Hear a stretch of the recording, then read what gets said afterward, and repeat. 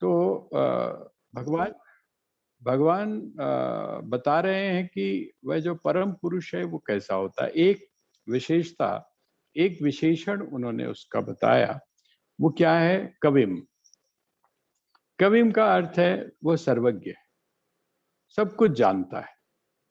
जिसको आप कोई भी चीज उससे छुपी हुई नहीं है। अब आप सोचकर देखिए कि जिससे कोई चीज छुपी नहीं है, आपको पता चल गया कि उससे कोई चीज छुपी नहीं है, तो आप उससे कोई चीज छुपाने की कोशिश करेंगे? आपको अगर ये पता चल जाए कि जो सामने आपके बैठा हुआ है, वो आपके मस्तिष्क की में पैदा होने वाली जो भी तरंगे हैं, उन तरंगों को पढ़ लेता है। वो आपकी एक-एक चीज के बारे में जानता है। अभी की नहीं, अभी की बात नहीं, बल्कि आप वो आपके अतीत के बारे में भी जानता है, वो आपके वर्तमान के बारे में भी जानता है और वो आपके भविष्य के बारे में भी जानता है। भगवान ने पहले ही कह दिया कि मैं तीनों चीजों के बारे में जानता हूं। अर्जुन, तू तो अभी अपने वर्तमान को सही तरह से नहीं देख पा रहा, लेकिन मैं अर्थात श्री कृष्ण जो है वो तीनों को सही। काल जो है, वो काल जब मेरे नियंत्रण में है, काल जब मेरे द्वारा ही उत्पन्न है, तो मैं उस काल के तीनों जो आयाम हैं, तीनों जो उसके डायमेंशन है, उनको जानता हूं। और हम लोग क्या करते हैं? हम लोग क्या करते हैं?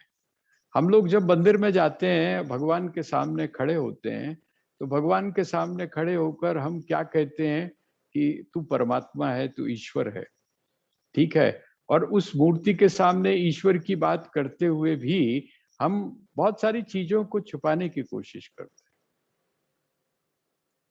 वहां पर उसके सामने सदगुरु के बारे में हम सोचते हैं कि वो सब कुछ जानते हैं, लेकिन वहां पर भी हम मतलब की बात जो है वो तो कह जाते हैं। और जो हमको लगता है कि इससे हमारी पोल ना खुल जाए, हम वहां पर भी अपने आप को छुपा जाते हैं। अब बताइए, हम कितने समझदार हैं? हम कितने समझदार हैं, इसका अंदाजा आप लगा लीजिए। लेकिन जो व्यक्ति इस बात को समझ लेता है, जो व्यक्ति इस प्रकार इस चीज का अनुभव कर लेता है कि मेरे छुपाने से भी कुछ नहीं होने वाला है, तो ये ले, मैं छुपा के क्या करूंगा? ऐसा वह जो परम पुरुष है, ऐसा वह जो श्री कृष्ण है, ऐसा वह जो सदगुरु है, वो क्या है? तो कहते कविम। और दूसरा पुराणम। पुराणम का मतलब क्या होता है? जिसको आप पुराण बोलते हैं ना, पुराण। ये पुराण क्या है? तो कहते हैं पुराण का मतलब होता है अत्यंत प्राचीन। हमारे यहाँ नीति में एक वाक्य कही गई है ना? वो वाक्य हमको एक चीज की तरफ संकेत करता है। वो वाक्य कहा गया है कि पुराण मित्येव न साधु सर्वम। वो कहते हैं कि आप अपने आप को यदि सही समझना चाहते हैं, सही सिद्ध करना चाहते हैं, तो आपका पुराना होना ही काफी नहीं है। अच्छा, जो संस्थाएं हैं उनमें ज्यादातर किस बात को लेकर संघर्ष होता है? जो संस्थाएं हैं, या वो संस्था चाहे परिवार भी हो, है, हमारे में जो संघर्ष होता है, उस संघर्ष में एक चीज आपने बड़ी महसूस की होगी, है जो पुराना होता है, वो पुराना नए के सामने हमेशा धौंस एक लगाता है। क्या धौंस लगाता है? और तू तो नहीं आया है, मैं तो पता नहीं कदों दा आ रहा हूं। मेरे पिताजी भी आंदे सी, मेरे दादाजी भी आंदे सी, मैं तातो जुड़िया होया। पुराणम, ये वो कहते हैं नीति के क्या कहती है? कहती है ऐसी बात नहीं है, पुराण मित्येव न साधु सर्वम। इसीलिए वो एक बात को कहती है कि जो बच्चा है, जो छोटा बच्चा है, जिसको हम अभी नया भी नहीं बोल सकते, अगर वो भी काम की बात कह रहा है तो उसको भी स्वीकार करना चाहिए। पुराण मित्य कहता है कोई जरूरी नहीं है कि जो चीज प्राचीन है, जो चीज पुरानी है, वो सारी चीजें सही हो। उसमें खामियां आ जाती हैं, है ना, उसमें कमियां आ जाती हैं, लेकिन उन कमियों को हटाने का काम ये जो जिनको हम पुराण यहाँ पर जो पुराण शब्द का प्रयोग है, मैं आपको सिर्फ इसलिए ये एग्जाम्पल दे रहा हूं कि पुराण का मतलब होता है प्राचीन। जिस समय आप संसार के अंदर प्राचीन शब्द बोलते हैं, आजकल आपने एक और फैशन देखा होगा, बड़ा अजीब सा फैशन है। वो फैशन क्या है कि गलियों में जो मंदिर बने हुए हैं नए नए, अभी आपके सामने ही बने होंगे, 4 साल पहले, 5 साल पहले, वो लोग भी एक फैशन के अंदर लिख देते हैं अति प्राचीन मंदिर। अति प्राचीन का अर्थ क्या हो गया? लोगों को लगता है बड़ा पुराना है। अच्छा, और जिसके सामने बना हुआ है वो क्या कहता है? वो हंसता है। अभी मैं पीछे एक दो तीन दिन से एक चीज लगातार सुन रहा हूं कंटिन्यू। उसमें क्या है कि प्रत्येक संप्रदाय का व्यक्ति ये समझाने की कोशिश कर रहा है कि मैं सबसे पुराना हूं, सबसे पुराना हूं। यहां तक कि जिनके अभी हमको जैसे अब सन 2021 है, तो इसका मतलब क्या हुआ? सन 2021 वर्ष पूरे हो गए। इस्लाम 7वीं शताब्दी में आया तो उसको कितने वर्ष हो गए? ये सारे के सारे अपने आप को प्राचीन बनाने की कोशिश कर रहे हैं। क्यों प्राचीन बनाने की कोशिश कर रहे हैं? ताकि सनातन धर्म को के सामने वो अपने आप को ये सिद्ध कर सकें। सनातन धर्म का अर्थ क्या है? कि जो अति प्राचीन है। ऋग्वेद जो है, वो ऋग्वेद को हम लोग सबसे प्राचीनतम ग्रंथ मानते हैं। वो ये कहते हैं कि नहीं, हमारा जो ग्रंथ है ये भी अति प्राचीन है। ये जो प्राचीन मानने की जो परंपरा है, ये क्या सिद्ध करना चाहते हैं? अपने आप को प्रामाणिकता सिद्ध करना चाहती है। लेकिन यहाँ पर जो प्राचीन शब्द है उसका अर्थ क्या है? यहाँ प्राचीन शब्द का अर्थ इस अर्थ में नहीं। मैं इसलिए आप इसको स्पष्ट कर रहा हूं। पुराण का मतलब क्या है? अति प्राचीन है। अति प्राचीन का मतलब, इसके लिए एक शब्द का प्रयोग अक्सर आपने सुना होगा, भगवान शिव के बारे में आता है। भगवान शिव के बारे में आता है, न जनको जननी न च सोदरो न तनयो न च भूरि बलम कुलम अवति कोपि न काल वशम गतम भजत रे मनुजा गिरिजापति। कहते हैं इसके ना तो माँ का पता है, ना इसके पिता का पता है। किसके? भगवान शिव के। भगवान शिव के माता और पिता का कोई पता नहीं है। माता पिता का पता अगर चल जाए तो इसका मतलब माता पिता संतान से पहले होंगे ना। भाई, माता पिता जो है संतान से पहले होंगे। इसका मतलब क्या हुआ? इसका मतलब ये हुआ कि अगर हम कहते हैं कि भगवान शिव के माता पिता हैं, तो कोई जो भी उसके माता पिता हैं वो उनसे पहले होंगे। लेकिन जब ये कहा जा रहा है कि इनके माता पिता कोई नहीं है, इसका मतलब क्या हो गया? इसका मतलब ये हो गया कि यही सारे जगत के माता और पिता है। इसीलिए हमारे यहाँ का कहा जाता है, माँ को क्या कहते हैं? माँ को कहते हैं जगत जननी, है ना। माँ को क्या बोलते हैं? जगत जननी। अर्थात ये जो समस्त जगत है इसको उत्पन्न करने वाली है, वो जगत जननी हो गई। और वह जो परमेश्वर है, जिसको यहाँ पर परमेश्वर या परम पुरुषार्थ पुरुष के रूप में कहा गया, वो परम पुरुष कौन है? तो वो है पिता।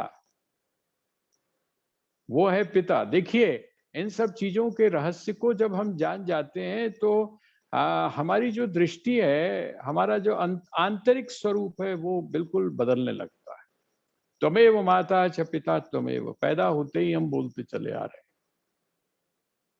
सबसे पहले अपने माता पिता के साथ में जब हम खड़े हुए तो हमने क्या सीखा? हमने यही सीखा, त्वमेव माता च पिता त्वमेव, त्वमेव बंधुश्च सखा त्वमेव, त्वमेव विद्या द्रविणम त्वमेव, त्वमेव सर्वम मम देव। हे देव, है हे परम देव, आप कौन है? कहते हैं आप ही मेरा सब कुछ। ये हमने सीखा, लेकिन ये भाव हम में जागृत नहीं हो पाया।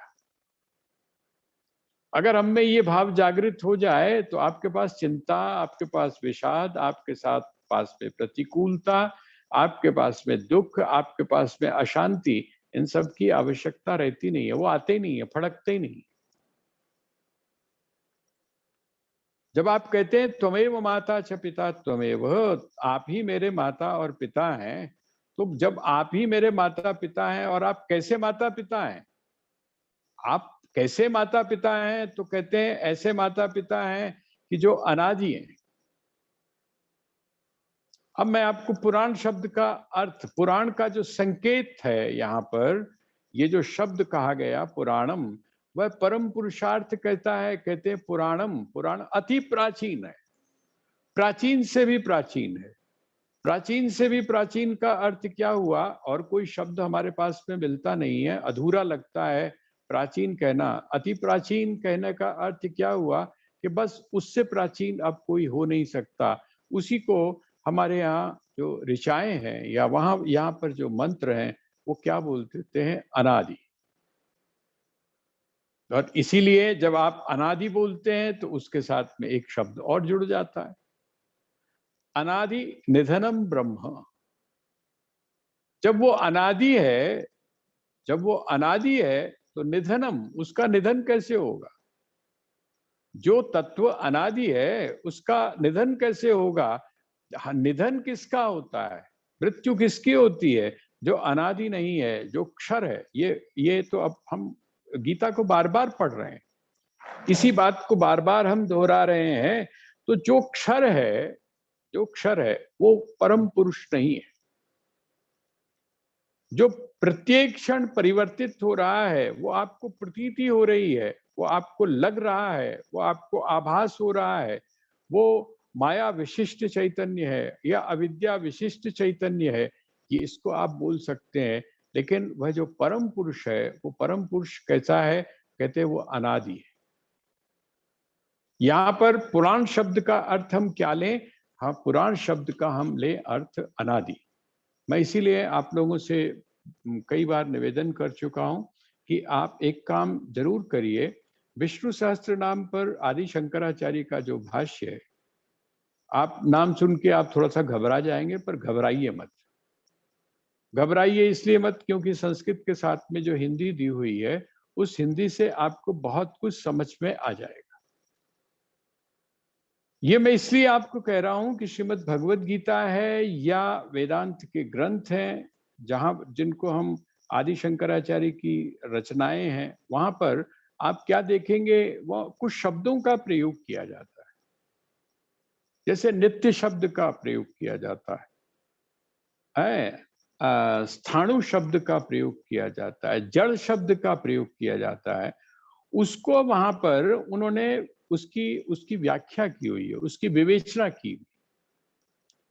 अब उस अक्षर को, जैसे अजो नित्य शाश्वतो यम पुराणो, वहां पर भी आता है अजो नित्य शाश्वतो अयम पुराणो, वहां पर भी पुराण शब्द है। पुराण शब्द का अर्थ क्या हुआ? अनादि। तो दो हमने विशेषताएं उस परम पुरुष की जान ली। एक तो क्या है वो? एक तो सर्वज्ञ है, दूसरा क्या है? अति प्राचीन है, उससे कोई प्राचीन नहीं है। ये जो अति प्राचीन शब्द है, इसी को हमारे यहाँ क्या कह दिया गया? अनादि। इसका कोई आदि नहीं। और जब किसी भी चीज का कोई आदि ना हो, इसका मतलब उसका कोई कारण नहीं है, उसका कोई कारण नहीं है। तो वो सबका कारण है। इसके साथ में ये भी जोड़ लीजिए, उसका कोई कारण नहीं है और सबका कारण वो है। इसका मतलब क्या हुआ? इसका मतलब हुआ कि जो मूल तत्व है, ना वो कारण है और ना वो कार्य है, कारण और कार्य से वो परे। दूसरा यहां पर कहते हैं अनुशासित, अनुशासितारम, ये अनुशासन करता है। अनुशासन स्वामी राम का आप पढ़ेंगे, जब उनके व्याख्यान पढ़ेंगे तो उसमें उन्होंने जो कंसेप्ट ऑफ गॉड है, उसके बारे में उन्होंने व्याख्यान दिया। कंसेप्ट ऑफ गॉड का अर्थ क्या है कि आपने एक बहुत विलक्षण बात सुनी होगी, खास करके राहुल सांकृत्यायन की। आप नाम नाम अगर सुना हो, बहुत बड़े दार्शनिक हुए हैं। एजुकेशन के हिसाब से नहीं थे, लेकिन जिसको हम शिक्षा बोलते हैं ना, शिक्षा के हिसाब से कोई अगर आप उनको जाएंगे ना, उन्होंने एमए किया हुआ था ना पीएचडी किया हुआ था, लेकिन खोजी बहुत बड़े थे। जिसको यायावर बोलते हैं ना, खोज करने के लिए वो तिब्बत में ऐसी ऐसी जगह पर गए हैं जहां पर कि पहुंचना एक तरह से असंभव सा था। कई सारी भाषाओं के बहुत ज्ञाता थे वो। हमारे जो परम पूज्य स्वामी गोविंद प्रकाश जी महाराज थे, जो हमारे मिशन के पहले परमाध्यक्ष थे, उनके बड़े अच्छे वो मित्र थे। और इतना बड़ा प्रकांड विद्वान होने के बाद में भी उनमें जो विनम्रता थी वो कूट कूट कर भरी हुई थी। ये बात अलग है कि पहले वो बौद्ध विचारधारा के रहे, उसके बाद में वो फिर धीरे से कम्युनिज्म की तरफ चले गए थे, उसको वो एक अलग मामला है। लेकिन मैंने उनके जब दर्शन किए तो मैं आपको बताऊं तो आप लोग हैरान होंगे। मसूरी के अंदर आते थे, रहते थे वो वहां पर। वहाँ दो भाषाओं में इकट्ठा डिक्टेट कर रहे थे और अलग अलग सब्जेक्ट पर डिक्टेट कर रहे थे। अच्छा, आप जब किसी को चिट्ठी लिखवाते हैं तो आप अक्सर बीच में क्या पूछते हैं? आपने जब किसी को चिट्ठी लिखवानी होती है तो आप बीच बीच में एक चीज पूछते हैं ना, अच्छा हाँ कित्थों तक पहुंच गया, मतलब मैंने आखिर क्या बताया था, तो वो आपको पढ़ के सुनाता है, फिर आप उससे आगे चिट्ठी लिखवाते हैं। लेकिन मजे की बात ये थी कि उस उनके जो दो स्टेनो थे वो बैठे हुए थे और वो घूम घूम कर दोनों स्टेनो को डिक्टेट कर रहे थे बिना किसी तरह से रुके हुए। ऐसा उस व्यक्ति का, उनका ये कहना था कि परमात्मा कौन है, ईश्वर कौन है? कहते मनुष्य के मस्तिष्क की कल्पना है, ईश्वर नाम की कोई चीज नहीं होती, वो मनुष्य के मस्तिष्क की कल्पना है। क्योंकि बुद्धिस्ट थे तो बुद्ध जो है वो ईश्वर को नहीं मानते, आत्मा को मानते, पर ईश्वर की तरह का जैसा एक कंसेप्ट है उसको वो नहीं मानते। स्वामी राम ने भी एक जगह पर ये बात कही, वो कहते हैं प्रत्येक व्यक्ति अपने तरह का ईश्वर को बनाने की कोशिश करता है, उसकी जो इमेज होती है। आप देखेंगे आदिवासी जिस समय ईश्वर के बारे में सोचते हैं तो वो कैसा मानते हैं, वो वैसा ही मानते हैं, इसीलिए वो उसको खाना पीना ये सब चीजें देते हैं, अपने तरीके से देते हैं।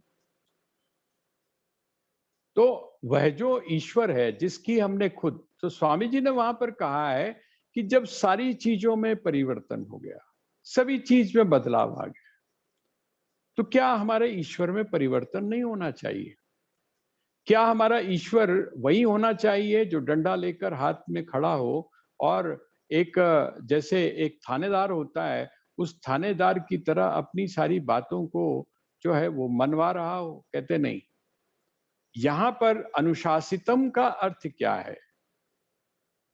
आपने एक चीज नोट की होगी, जिस समय स्वामी राम के ऊपर चर्चा चल रही थी तो हमारे बीच में शिवेंद्र जी आए थे, शिवेंद्र नागर जी, आपने सुना होगा उनको।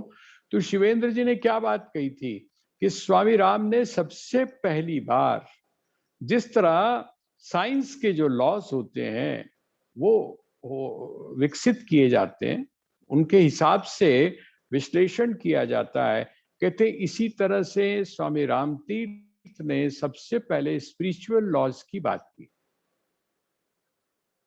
स्पिरिचुअल लॉज की बात की। जैसे जैसे आपको मैं एक बड़ा सिंपल सा बताता हूं, जो आप करेंगे वो आपको मिलेगा, जो आप बोएंगे वो आपको काटना होगा। ये क्या है? ये प्रकृति का एक नियम है। अब जो भी इस प्रकृति में आएगा उसको इस नियम का पालन करना पड़ेगा, ठीक है? अब उसका मैं आपको बड़ा मोटा, आप लोगों ने कई बार सुना होगा और आप सब जानते हैं वो क्या है। कहते हैं जिस समय भगवान कृष्ण के पैर के ऊपर उस भील ने तीर मारा तो बड़ा दुखी हुआ वो, और दुखी होकर वो भगवान के पास आया तो भगवान ने मुस्कुरा कर उसको कहा कि कोई बात नहीं, पिछले जन्म में मैंने क्या किया था, पिछले जन्म में मैंने तुझको तीर मारा था, कौन सा जन्म था वो? जिस समय मैं राम बन के आया था और तू बाली बन के आया था, तब मैंने तुझको तीर माना था। कोई बात नहीं, आज तू उसका बदला ले रहा। इसका मतलब क्या हुआ? जिसको आप ईश्वर बोलते हैं, ईश्वर जो है वो ईश्वर, जिस समय कहा जाता है कि ईश्वर नियंता है, इस ईश्वर जो है वो इस जगत पर शासन करता है, तो वो वैसा शासन नहीं करता है जैसे एक राजा शासन करता है। यहाँ पर नियंता का अर्थ क्या है? वो क्या, वह परम पुरुष क्या है? तो कहते हैं प्रकृति का जो लॉ है, प्रकृति का जो नियम है, वो नियम है। और आश्चर्य आपको इस बात का होगा कि वो उसके द्वारा जो बनाया हुआ नियम है, उसका पालन वो स्वयं भी करता है। आपका जो इंडियन कॉन्स्टिट्यूशन है, भारत का जो संविधान है, उस भारत का संविधान जिस भी व्यक्ति ने बनाया या जिन महापुरुषों ने, जिन विद्वानों ने बनाया, आप एक बात बताइए कि जिस समय वो जो कॉन्स्टिट्यूशन था वो पास हो गया, जब पास हो गया तो उस कॉन्स्टिट्यूशन का पालन वो करेंगे या नहीं करेंगे? जिन्होंने उसको बनाया है वो भी उस कॉन्स्टिट्यूशन का, उस संविधान का पालन करते हैं।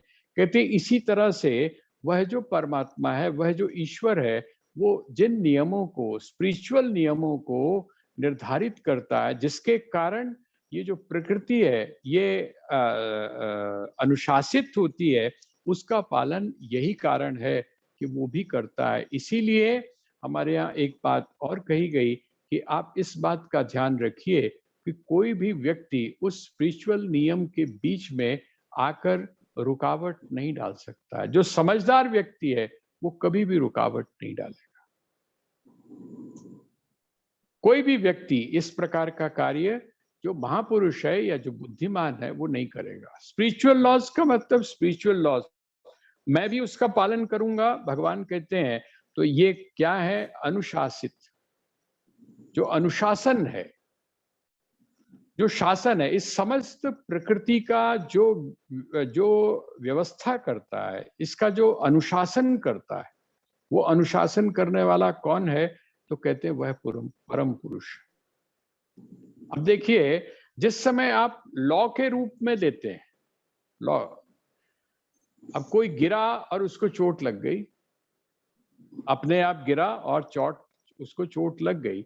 अब जब अपने आप गिरा, चोट लगी, तो वहां पर कौन सी चीज लागू होगी? किसी व्यक्ति ने गिराया नहीं, लेकिन चोट लग गई। और आप देखेंगे कि जिस समय आप उसको एनालाइज करेंगे, एक ही स्थिति में एक व्यक्ति गिरता है, उसको चोट नहीं लगती।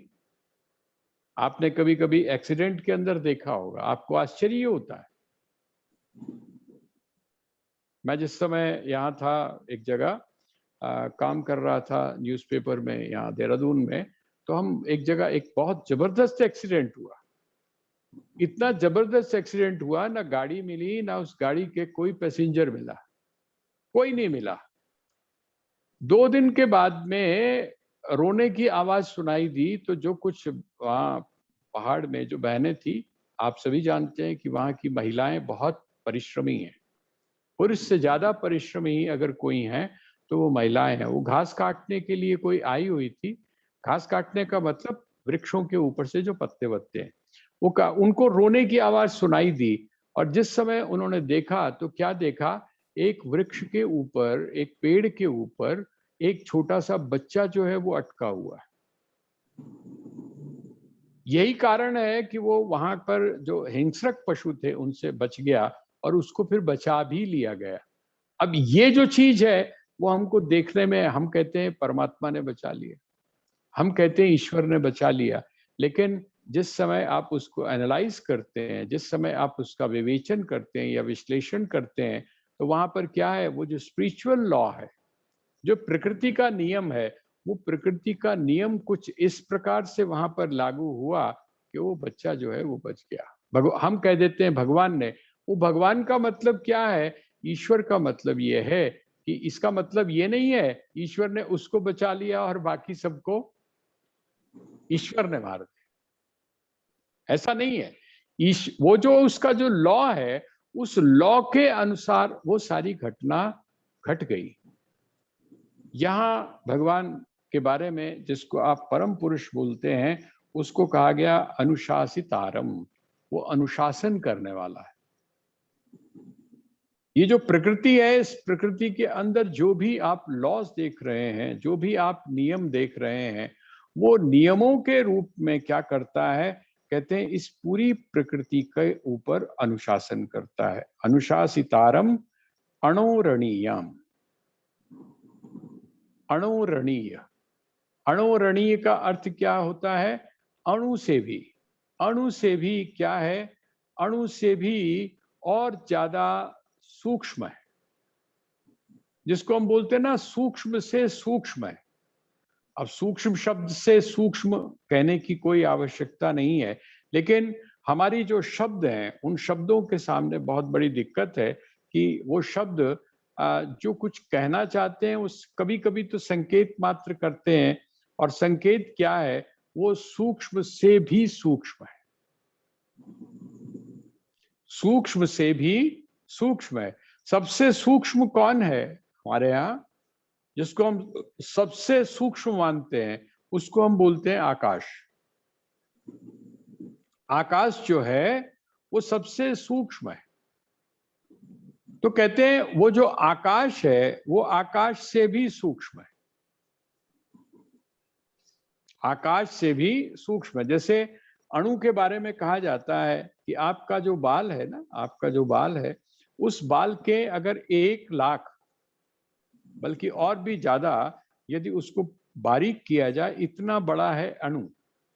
वो कहते हैं वो अणु से भी अणु है। इसका मतलब क्या हुआ?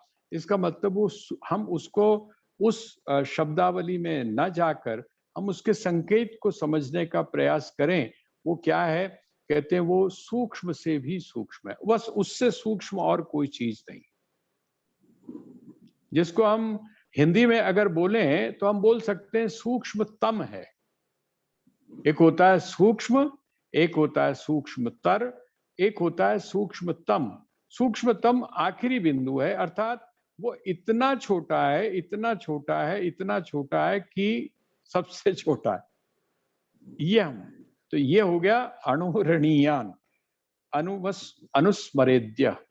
अनुस्मरेद्य ये परमात्मा का नहीं, जो इसका स्मरण करता है, ये हम सबसे आखिर में लेंगे। सर्वस्य धाता, सबका धाता। धाता का अर्थ क्या होता है? पालन करने वाला, सबका पालन करने वाला है। अच्छा, जब आप कहते हैं कि सबका पालन करने वाला है, तो इसका मतलब क्या हुआ? भगवान ने एक जगह पर क्या कहा है? कहते हैं कि ये मैं पालन करने वाला हूं। मतलब आदमी जीवात्मा क्या सोचता है? हम लोग तो यही अहंकार के लिए लिए फिरते हैं। अपना जो सेवक होता है, काम करने वाला होता है, यहाँ तक कि अपनी जो संतान है उसके बारे में भी हम कभी कभी बहुत ज्यादा इगोइस्टिक होकर क्या बोल देते हैं, क्या बोल देते हैं उनको कि पुत्र बाहर जाके वेख ताते नू पता चलेगा, इतने तो तेरी बड़ी आराम नाल कटती पई है। इसका मतलब इनडायरेक्टली आप कह रहे हैं कि जब तक तू मेरे आश्रित है तब तक है। हमारे यहाँ भोजनालय के बाहर एक बात लिखी हुई है। हम लोग आते हैं, राम प्रेमी आते हैं, उसको पढ़ते हैं और थोड़ा सा आनंद लेते हैं, लेकिन उसकी गहराई में नहीं जा पाते। और जिस महापुरुष ने वो लिखवाई है, वो शायद उन गहराई में जाकर ही उनको लगा कि यहाँ पर जो भी आने वाला व्यक्ति है, वो अगर इस बात को समझ जाएगा तो समझ लीजिए उसके जीवन में परिवर्तन हो जाएगा। और वो क्या बात है? हमारा जो भोजनालय है ना, उस भोजनालय के बाहर आमतौर पे मंत्र लिखे जाते हैं, पर हमारे जो पूज्य स्वामी गोविंद प्रकाश जी महाराज थे, उनको ये चीज बड़ी कहीं से पसंद आई और उन्होंने उसको बाहर से लिखवा दिया है। अपनी ही तकदीर का दुनिया में खाता है बशर, अपनी ही तकदीर का दुनिया में खाता है बशर, तेरे घर पे आके खाए या कि खाए अपने घर। अपनी ही तकदीर का दुनिया में खाता है बशर, तेरे घर पे आके खाए या कि खाए अपने घर। अब अगला जो वाक्य है वो बहुत इंपॉर्टेंट है। वो वही कर सकता है जो इस बात को समझता है कि सर्व सबका वो धाता कौन है, सबका पालन करने वाला कौन है। तो कहते हैं मेरा भी जो पालन कर रहा है वो कौन है, वो जो है। तो जब वो मेरा पालन कर रहा है तो वो इसका भी पालन कर रहा है। सर्वस्य धाता, सबका पालन करने वाला है। वो सिर्फ मेरा ही पालन नहीं करता, सबका करता है। अरे जिसको हम बोलते हैं ना बिल्कुल निम्न प्राणी, उन निम्न प्राणियों को भी वो उनकी भोजन देता है। वो जो उनको भोजन देता है उसको भी हम क्या बोलते हैं, उसको भी हम निम्न बोलते हैं। लेकिन वो निम्न से निम्न, गिरे से गिरा जिसको हम प्राणी बोलते हैं, उसको भी वो उसका क्या करता है, भोजन देता है। ये जो दो पंक्तियां हैं, अपनी ही तकदीर का दुनिया में खाता है बशर, तेरे घर पे आके खाए या कि खाए अपने घर। तेरे घर पे आके खाए उसका तू मशकूर हो। तेरे घर पे आके खाए उसका तू मशकूर हो, क्योंकि उसने अपना खाया तेरे दस्तरखान। खाया किसका उसने, तेरा नहीं खाया, अपनी किस्मत का, अपने प्रारब्ध का खाया। और किसके दस्तरखान पर बैठकर खाया, तेरे घर में तेरे दस्तरखान पर बैठकर खाया। प्रशंसा किसको मिली, खाया अपनी किस्मत का, और प्रशंसा किसको मिली, तेरे को मिली। कहते हैं उसके बावजूद तेरी जो प्रशंसा है, जो तेरे को प्रशंसा मिली, वो फालतू की मिली, था उसके प्रारब्ध का। और तूने प्रशंसा किसकी मान ली, अपनी मान ली। इसका मतलब तो परमात्मा के उस स्वरूप को नहीं पहचान पाया जिसके बारे में कहा जाता है सर्वस्य धाता, सबका धारण करने वाला। आपने एक और उदाहरण सुना होगा। कहते हैं एक बार शिवाजी के मन में ये बात आ गई। शिवाजी के मन में ये बात आ गई। हमारे पूज्य डॉक्टर किशोरदास स्वामी जी महाराज अक्सर ये उदाहरण दिया करते थे। तो शिवाजी के मन में आ गई अहंकार। देखिए कब कब कैसे उठकर खड़ा हो जाए कुछ नहीं कह सकते। अगर आप साधक नहीं है, यदि आप सचेत नहीं है, तो किसी भी समय ये दुर्घटना आपके जीवन में घट सकती है। वो अहंकार उठकर खड़ा हुआ, और जब उठकर खड़ा हुआ, उनके जो गुरुदेव थे उनको इस बात का एहसास हो। आपके मन में जब कभी ऐसी बात की ऐसी ऐसी स्थिति पैदा होती है और आप सच्चे भक्त हैं, तो आपका जो हित करने वाला है वो क्या करता है, आपका जो हितैषी है वो क्या करता है। आपके अगर अंदर कहीं विष का पौधा अंकुरित होने लगा है, तो वो क्या करता है, वहीं पर उसको मसल देता है, वहीं उसको मसल देता है। नारद के मन में अहंकार पैदा होने लगा, तो भगवान विष्णु ने उसको वहीं मसल दिया। उन्होंने कहा कि अगर ये बढ़ गया तो ये नारद जो मेरा भक्त है, ये बहुत बड़ा अपराध कर सकता है जीवन में। और देखिए थोड़ा सा बड़ा था, और उसकी वजह से उससे कितना बड़ा अपराध हुआ। और अगर वो विशाल रूप ले लेता तो वहां पर जो गुरु थे उन्होंने कहा अच्छा, उन्होंने कहा ऐसा कर, इधर आ, ये ये पत्थर उठा। पत्थर उठाया, पत्थर उठा के कहते हैं इसको तोड़। और जब उस पत्थर को तोड़ा, तो आश्चर्य इस बात का था कि पत्थर तो पत्थर ही होता है, ऊपर से बिल्कुल सूखा हुआ था, नदी का नहीं था, पर्वत का अर्थात पहाड़ का था। ऊपर से तो बिल्कुल था शुष्क, सूखा हुआ।